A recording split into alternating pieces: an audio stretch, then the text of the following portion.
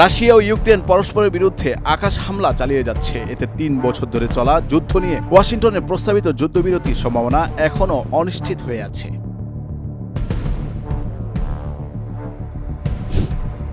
মার্কিন president Donald ট্রাম্পের প্রশাসন ভয়েস অব আমেরিকা সহ সরকারি অর্থায়নে পরিচালিত একাধিক গণমাধ্যমের কার্যক্রম বন্ধ করেছে। এসব গণমাধ্যম কর্মীদের ছুটিতে পাঠানো হয়েছে, ফলে সম্প্রচার কার্যক্রম স্থগিত হয়ে গেছে।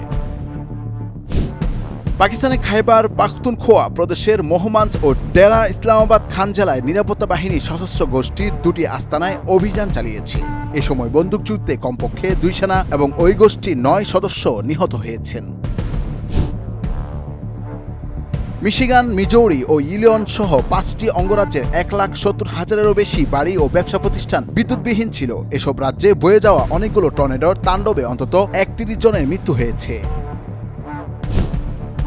মধ্যপ্রাচ্যের দেশ ইয়েমেনে হুতিদের উপর মার্কিন বিমান হামলায় এখন পর্যন্ত নারী, শিশুসহ 31 জন নিহত এবং শতাধিক আহত হয়েছেন। এই হামলা বন্ধের জন্য যুক্তরাষ্ট্রের প্রতি আহ্বান জানিয়েছে রাশিয়া।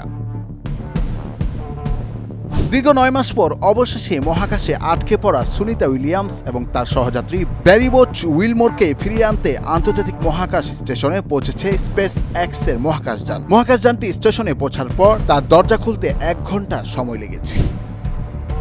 দক্ষিণ পূর্ব ইউরোপের স্থলবিশিষ্ট দেশ নর্থ মেসিডোনিয়া একটি নাইট ক্লাবে ভয়াবহ অগ্নিকাণ্ডের ঘটনা ঘটেছে। এতে কমপক্ষে 51 জন নিহত হয়েছেন, আহত হয়েছেন আরও প্রায় 100 জন। সিকিমে প্রবেশ করতে গেলে এখন থেকে পর্যটকদের দিতে হবে 50 রুপি, এমনই ঘোষণা দিয়েছে রাজ্যটির সরকার। চলতি মার্চ মাস থেকেই এই নিয়ম কার্যকর করা হয়েছে।